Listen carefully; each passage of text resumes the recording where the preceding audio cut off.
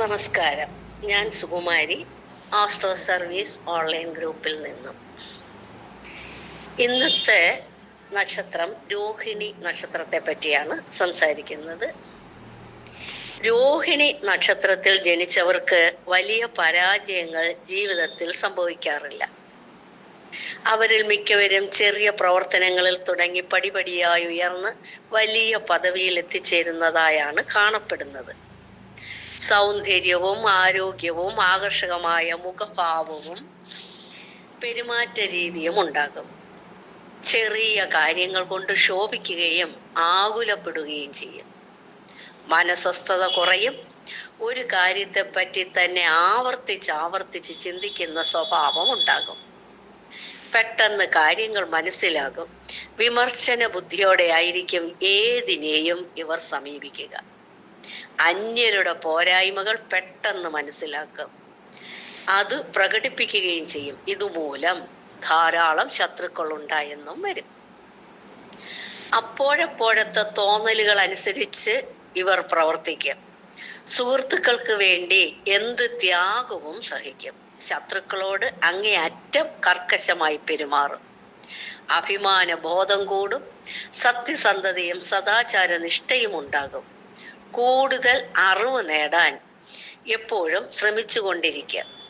സ്വന്തം കഴിവുകളിൽ അഭിമാനിക്കുകയും സാധിക്കുന്നിടത്തൊക്കെ അത് പ്രകടിപ്പിച്ച് അംഗീകാരം നേടാൻ ശ്രമിക്കുകയും ചെയ്യും. പണമിടപാടുകളിൽ കരുതലില്ലാതെ പ്രവർത്തിക്കും. വരവ് നോക്കാതെ ചെലവ് ചെയ്യുക മൂലം പലവിധ ബുദ്ധിമുട്ടുകളും ഉണ്ടാകും. പല തൊഴിലുകളിൽ മാറി മാറി ഏർപ്പെടും. ഒന്നിലും ഉറച്ചു നിന്നെന്ന് വരികയുമില്ല. പൊതുപ്രവർത്തനങ്ങളിൽ താല്പര്യം കാണിക്കും. പക്ഷെ മത്സരങ്ങളിൽ വിജയിച്ചെന്ന് വരികയില്ല. തന്ത്രപൂർവം കാര്യങ്ങൾ ചെയ്യാൻ കഴിവ് കുറയും. സ്വന്തം ഇഷ്ടമനുസരിച്ച് മാത്രമേ ഏത് കാര്യവും ചെയ്യൂ. ഇതുമൂലം പല ബുദ്ധിമുട്ടുകളും ഉണ്ടാകും. ആരോഗ്യം പൊതുവെ മെച്ചമായിരിക്കും. ബാല്യകാലത്ത് പനി, ശ്വാസകോശ രോഗങ്ങൾ, രക്തദൂഷ്യ രോഗങ്ങൾ തുടങ്ങിയവ ഇടയ്ക്കിടയ്ക്ക് അനുഭവപ്പെട്ടുകൊണ്ടിരിക്കും. 30 വയസ്സ് വരെ ആരോഗ്യ പ്രശ്നങ്ങൾ അലട്ടും. പക്ഷേ അക്കാലത്ത് ഉന്നത വിദ്യാഭ്യാസം നേടാനും മെച്ചമായ തൊഴിൽ നേടാനും കഴിഞ്ഞെന്ന് വരും.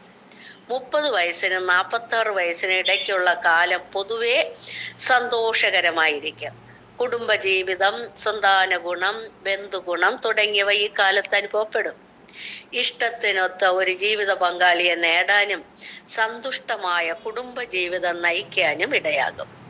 46 വയസ്സ് മുതൽ 65 വയസ്സ് വരെയുള്ള കാലം ആരോഗ്യപരമായി അത്ര മെച്ചപ്പെട്ട കാലമല്ലെങ്കിലും സാമ്പത്തികമായി വലിയ ഉയർച്ച നേടാൻ ഈ കാലത്ത് കഴിയും.